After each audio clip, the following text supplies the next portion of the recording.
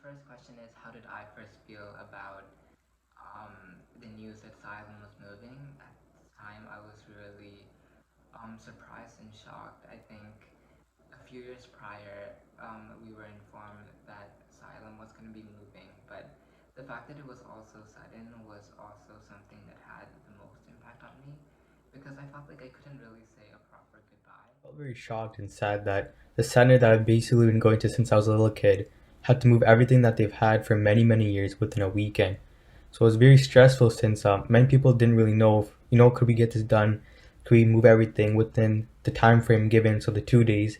And everyone was super stressed those 2 days, and of course we did pull it off and we got everything moved, and it was a big relief. But I feel like we didn't have enough time, and I don't think anyone had enough time to process the emotions, or maybe even take a minute and I guess think about it. What would be the next step, or what could we do? And in my head, I felt like I know we had to move eventually, and I thought that would be at the end of the year, and we'd have time to find a different place and take our time to move things out. And it was very, very sudden and very, very rushed. So these past 2 years have been really hectic, and a lot has gone on, especially with this pandemic and what we're going through. Other than the pandemic, I'd say that last year, one of the most hectic things that has gone on, especially in the Sai community, is that the sudden move of Sai Illam. So this was definitely a surprise to me. I think it was a surprise to all of us, as it came to a surprise that we had to move all of a sudden, and this came only like a week before we actually had to move in February 2020, and this was at very quick notice. And this really took me by surprise, since just a week before I was attending Bal Vikas sessions, bhajan sessions, and I would never know that that'd be the last session I'd be attending at that location. So definitely the main emotion I felt was shock. I was just super confused. I was super shocked because at the time, I think it was around February 2020, when I didn't go to Sai Illam for almost a month or so because I was in India at the time. So when I came back in March, that was when I knew, because my friends texted me and they said, oh, Sai Illam moved, and I was just super shocked. I don't think anybody expected this, to be honest. It was super shocking. I was so confused because Sai Illam didn't tell anyone. It was just so sudden. Definitely, I did not expect this at all. Definitely also super nervous because the Sai Illam's layout, so when I would come in, where I would sit, where the altars would be, where the different rooms would be, So I was so used to the setting and the location of Sai Illam, so I was definitely nervous when you got to a new location and how it's going to be, where you go in, where you sit. It was totally, because they're two different environments, the different aura you might feel in this setting versus this setting. So I was really super nervous. And last thing, I was super excited. I was, to see a new location, it's definitely super exciting. First, I thought that it was a good opportunity for Sai Illam to grow, but at the same time, I felt a little sad because there were many memorable moments that were made at the old building. Unlike many of the other students at Sai Illam, although I only joined in around grade 4 or 5, I still made many memorable moments through Akhanda Bhajan, Easwaramma Day, Bal Vikas, and many more important events. When they said Sai Illam had to move out of their old building, I was quite shocked because the news was just out of the blue. I remember a couple years ago they did mention that they had to move out of their building, but ever since then there was no news of it. Until last year, they just had to suddenly move out. They had to pack up their things and move out of their old building. The old Sai Illam building is the only building that I've been in ever since I've joined Sai Illam. It's the only Sai Illam building that I've known. So it's a little bit sad that I won't be able to go there again for Sai Illam. Every celebration, every bhajan that I've been in, it's been in that building mostly. So it's a little bit disappointing, but it's just time to move on and start Sai Illam again in the new Sai Illam building. When I first heard the tragic news that Sai Illam had to suddenly move, I felt very shocked and frustrated. I didn't want the relationships I gained over the past 5 years to go away, especially my relationships with the gurus, my friends, and anyone else that was meaningful to me at Sai Illam. It was also confusing, and I didn't know when class would be taking place again, or if class would even be taking place at all over the next couple of months. Everything was just so random, and it felt like all we had to do was hope and pray for the best. Once I heard that Sai Illam had to suddenly move, I was in shock. I was aware that Sai Illam had to move eventually, but I never knew that it would be this soon. I was saddened and a bit surprised because I've attended Sai Illam for 5 years and I've adapted to this friendly environment, and knowing this, I knew that everyone would have a difficult time. I experienced several cheerful and unforgettable moments at Sai Illam, so it was unfortunate to hear that Sai Illam had to suddenly move. So when Sai Illam closed, it was pretty shocking to me. So when I first heard about the news, I've been in Sai Illam for around 3 years. I came here ever since I was in grade 1, but I attended Bal Vikas here when I was in grade 8. And realizing that it's gonna close down, I had to help out with moving out. It was all in an instant. Like I was only there for 2 years or so, and it was pretty shocking to me how things changed so quickly. But I managed to adjust perfectly as the new place looks amazing. So I came to Sai Illam about 5 years ago, and being here for that long, and having to move out in a matter of 2 days felt very rushed and incomplete. I felt like we couldn't really say our proper farewells, and it was kind of sad that we were just leaving those memories behind. But I think this addresses a very important topic, that change is inevitable. It's gonna happen, and we just have to adjust to these changes. And everything does happen for a reason. And although we may not like that reason, it's always for the best of us. And I think in our case, Baba was putting us into that situation because he knew we had better opportunities coming our way at this new home. And although we did make a lot of memories at our old home, come to think of it, that's just like a chapter of this full storybook we have to fill. So we're gonna make more memories coming forth. And going back to the whole moving situation, there's obviously going to be some sadness in moving. But the positive side in our case was that the timing was perfect. Like, it was right before the government put the lockdowns in place, so we had time to adjust and settle in before the whole chaos happened.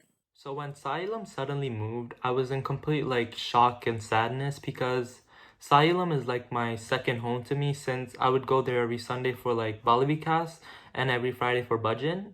And these were things that like I enjoyed doing, such as learning Swami's teachings and spending time with my friends.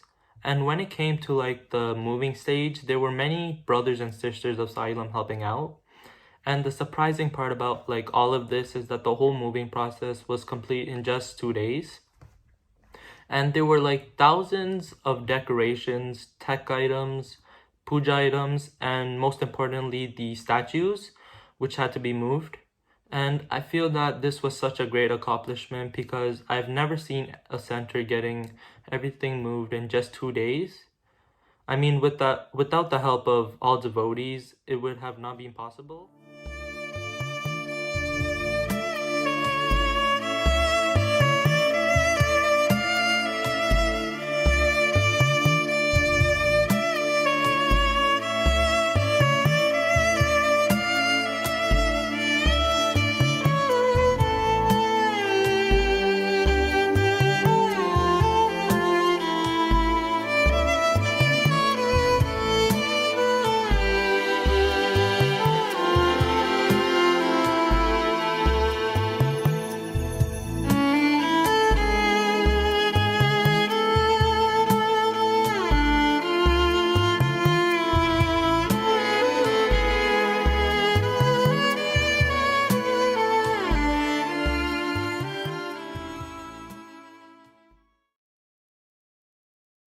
Initially, I was really thrilled that we didn't have any school. I think the problem is that we didn't have such a big issue, especially in my generation. So we really underestimated the consequences. And at the time, my biggest issue was school and study. So the fact that I got to have almost a month break was something that I was really looking forward to. But as I started my grade 10 year and everything was online, I started losing motivation to do work. And hearing the news, there were so many calamities, and I started feeling guilty about the way I first was really happy that this pandemic was a thing. There were millions of lives being lost, and the most recent thing I've heard of was in India, where everything seemed to be fine until just recently, where um, the hospitals are completely packed and they're running out of oxygen.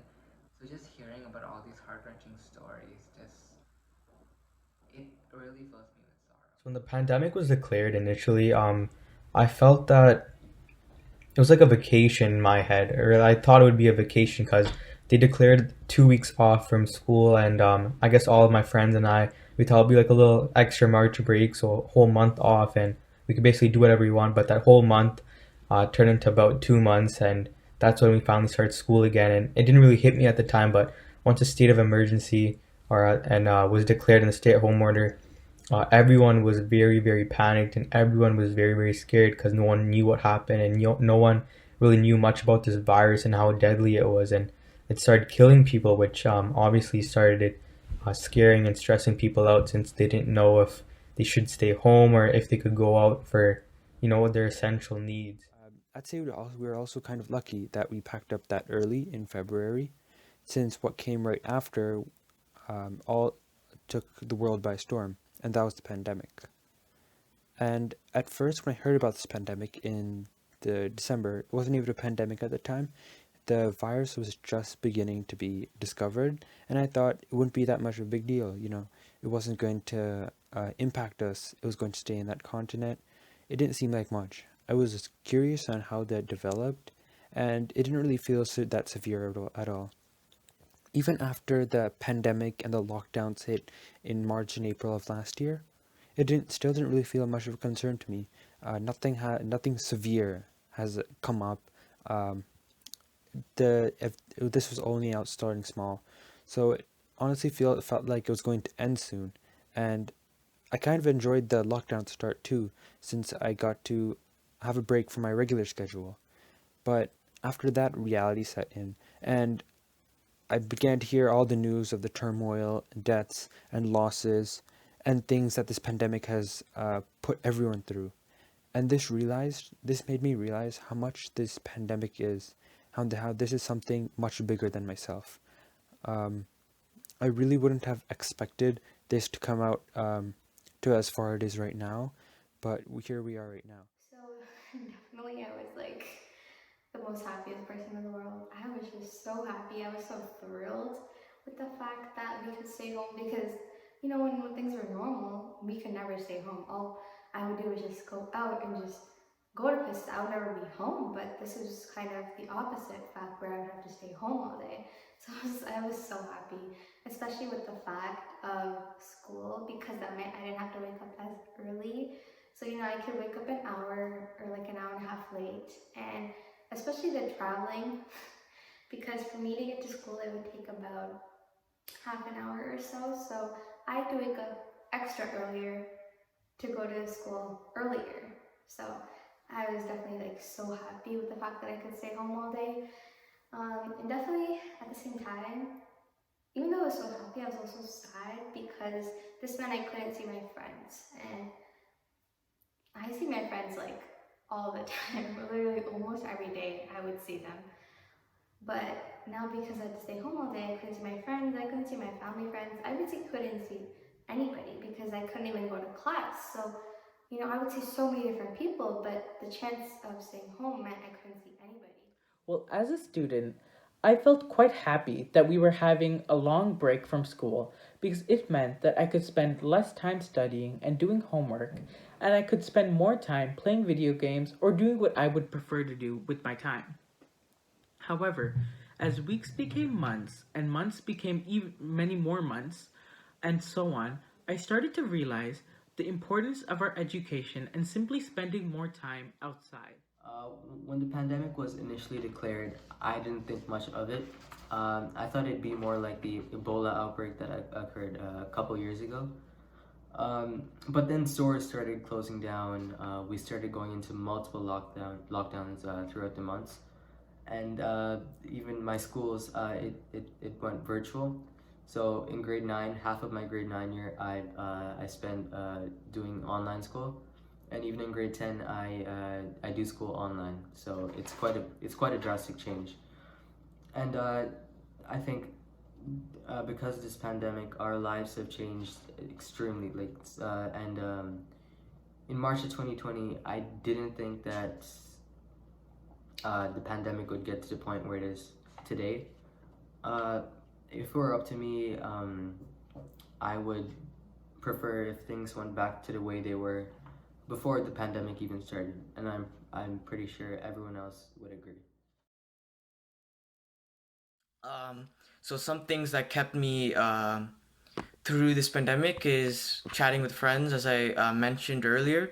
That was something that really helped me get through this pandemic because always having company, even not just friends but family that you have around you, it is also very important to talk with them, communicate with them. And this pandemic really taught me that you should appreciate the people surrounding you. So that is what I was trying to do. And this the pandemic really taught me that the process of adjusting to new things as well as learning new things. One is having hope. Hope is essential in life. Once the pandemic commenced, I've had hope that everything will get back to normal and the pandemic will be over very soon. Unfortunately, it hasn't, but despite the fact that it is taking way too long, I've had hope and still do. I've had hope that the pandemic will end very, very soon. Hope has helped me get through multiple situations in life, and this is one of them. During this pandemic, the only thing that really got me going was a motto of mine, that it gets better every day. And as you can see, it really has. As from the beginning of COVID, there was a lot of cases reported and many people are dying, to now where there are less cases. We have a vaccine for it that prevents COVID and many more stuff like that, which makes me believe that sooner or later the world will return back to its normal self, as we can go outside, have fun like we normally do, with our masks off, and nothing, no sort of self isolation. And another positive thing that I came across with is that many families have like stronger bonds between each other since many people stay at home. And since COVID started, I feel that every day is considered as like family day since everyone spends time with their families in like various different ways. And for me, I think it was God. My faith really strengthened this past year, and I think the biggest contributor was that I saw many people um, leaving into and out of my life. But I saw that God was the only one that stayed, so I knew I could count on Him. And He's always waiting for us. It's just a matter of fact when we choose to let Him in. And I feel like I let Him in at the right time. And many people can say they believe in God, but I feel like you only believe in God when you actually take that initiative to get closer to Him. It's like this reciprocated type of love. Like you do the very best you can to get closer to Him, and He'll reciprocate the same love back. And I did this by constant prayer. So I usually did prayer before, but I felt like I just did it for the sake of doing it. But now I did it through my heart, and I also said my mantras. I said it every morning and night, and I still do it to this day. And I feel like I see some character development within myself as well, because I've been abstaining from harsh speech and just harsh situations where I was hurting myself and hurting others. So before I end off, I just want to add one thing. I feel like we can all agree that these hardships not only made us stronger, but made humanity less self-centered and more humble and more kind to one another. And I feel like if we collectively come together, we can destroy any pessimistic thought out there or any negativity happening around the world. Thank you. Jai Sai Ram.